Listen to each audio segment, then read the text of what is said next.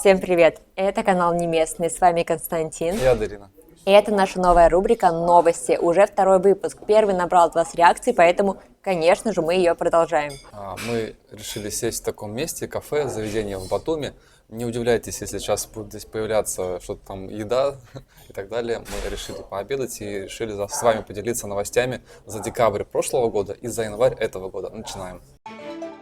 И начать мы хотим с очень важной для Батуми новости. Аджария, а конкретно Батуми, стали обладателями премии World Travel Awards. Это своего рода туристический Оскар.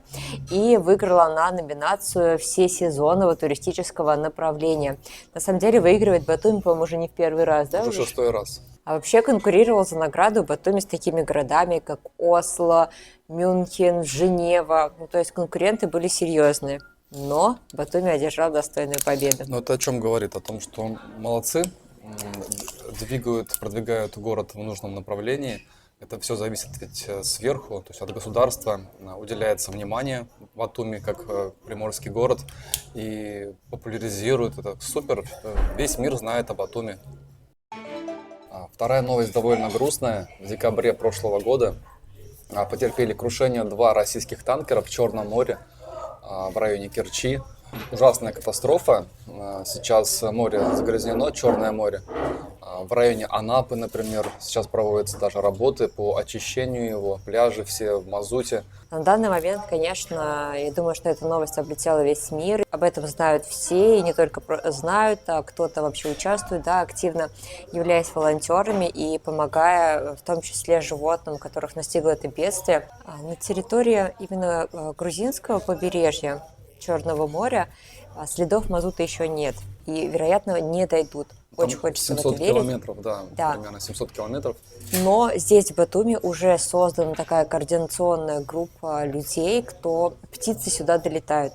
И вот этих птиц, которые испачкались в мазуте, они прилетают сюда, долетают до сюда. Кто-то, к сожалению, погибает на берегу, таких тоже находят. Кому-то удается помочь и спасти. И вот такие группы здесь есть, они тоже активно работают. Хочется сказать просто огромное спасибо всем волонтерам, которые участвуют вообще в том, что очищают берега, помогают животным. Вообще спасибо, вы правда герои. Объемы денежных переводов в Грузию продолжают снижаться. В третьем месте расположилась Россия. Хотя на первом месте она была Россия. Да, Россия была на первом месте. На первом месте США. На первом США, на втором Италия. И это связано с тем, что очень много грузин живут в Италии и в США, и, соответственно, делают переводы оттуда сюда своим родным. С начала года в Грузии меняются некоторые правила и вводятся некоторые законы. Например, некоторые изменения в налоговой декларации, индексация пенсий, увеличение акциза на сигареты, увеличение налога на игорный бизнес. Также я хотел выделить одну новость. Сейчас на митингах запрещено использование фейерверков, масок и средств, затрудняющих идентификацию человека. Эта новость, мне кажется, важна, потому что уже который день в Грузии проходят протесты, немножко поутихли, может быть, поменьше стала численность, но грузины продолжают выходить и высказывать свою точку зрения. Протесты касаются, конечно же, выборов, которые прошли в прошлом году, и несогласные высказывают таким образом свою точку зрения. В Батуми начал свою работу один из самых популярных навигаторов и систем поиска адресов DoubleGIS. Уже полностью оцифрована карта Батуми, все здания вот эти вот в 3D. И сейчас происходит постепенная заполняемость. Почему мы радуемся этой новости? Потому что мы живем в Батуми, и мы знаем, как здесь не всегда удачно работают карты. Например, Google карты. Я думаю, с нами согласятся. Сейчас в комментариях напишут нам все, кто живет в Батуми. Это прям боль какая-то. Казалось бы, такие карты, как Google, должны работать вообще отлично, везде быть все точные адреса, но на самом деле нет. А по Яндекс.Картам мы 3 раза ждали автобус и ни разу так и не дождались, потому что там какие-то ошибки, либо они вообще не ходят, либо такого маршрута нет. То есть очень неточно. Но зная, как работает DoubleGIS, насколько они точно заполняют расположение дома, даже все вот эти 3D-модели, это прям вселяет такую надежду, что наконец-то карты здесь будут максимально удобными. И там будет обозначено реально, вот что есть в доме, какие организации, вот они правда там есть. Ну, уже сейчас много организаций есть, они пока без отзывов, только с фотографиями, но я думаю, что Дубльгиз дальше будет работать. Кстати, или 2GIS, как правильно, 2GIS или Дубльгиз, напишите в комментарии. Кажется, все по-разному да говорят. Следующая новость позитивная, потому что 24 год в Грузии стал супер популярным в сфере туризма.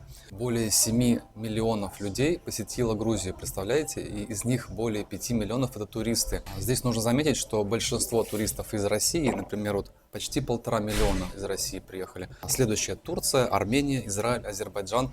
Ну, то есть растет популярность страны вообще в мире. А некоторые, я вот знаю, что россияне, например, выбирают вместо Турции. Раньше Турция была на первом месте, а сейчас, вот в прошлом году, стала Грузия.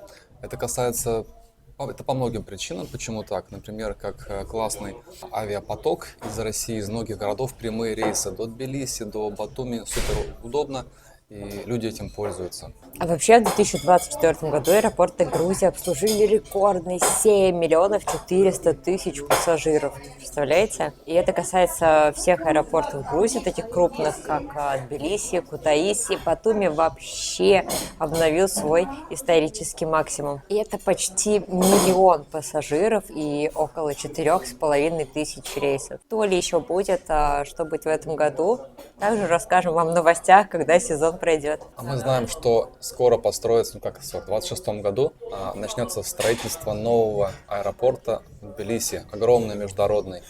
То есть еще больше будет пассажиропоток. Ну, потому что там действительно рейсов становится все больше и больше, людей очень много, аэропорт там вроде бы уютный, но уже как будто бы мало. Емар Групп, крупнейшая компания строительная Арабских Эмиратов, инвестирует в Грузию около 6 миллиардов долларов.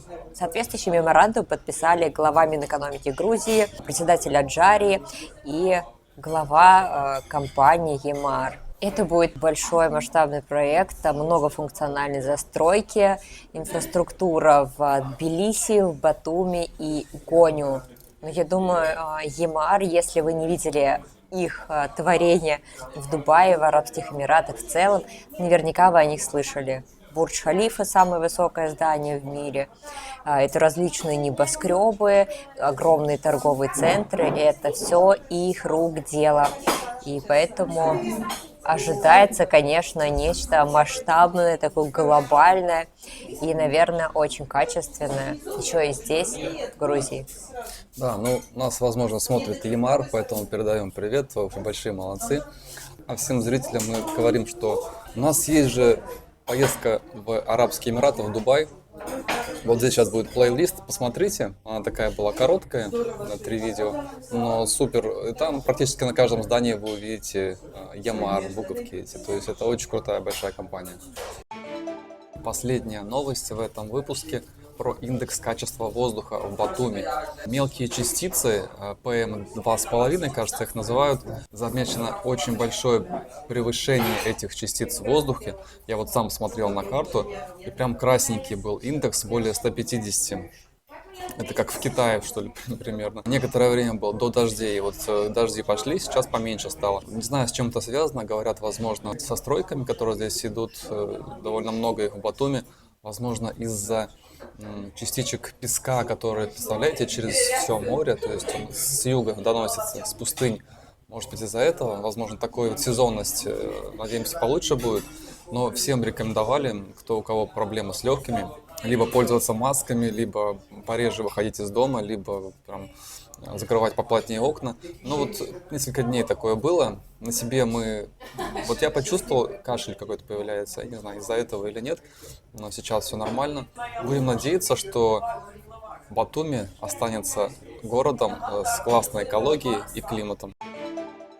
Кому понравилось, поставьте лайк. Мы более тщательно можем разбирать каждую новость. Напишите в комментарии, если это нужно сделать. И подписывайтесь. Очень много нас смотрят неподписанных, те, кто еще не подписан. Поэтому мы будем рады всех вас видеть. С вами были не местные. Почему никто не сказал, что у меня, оказывается, торчит волос?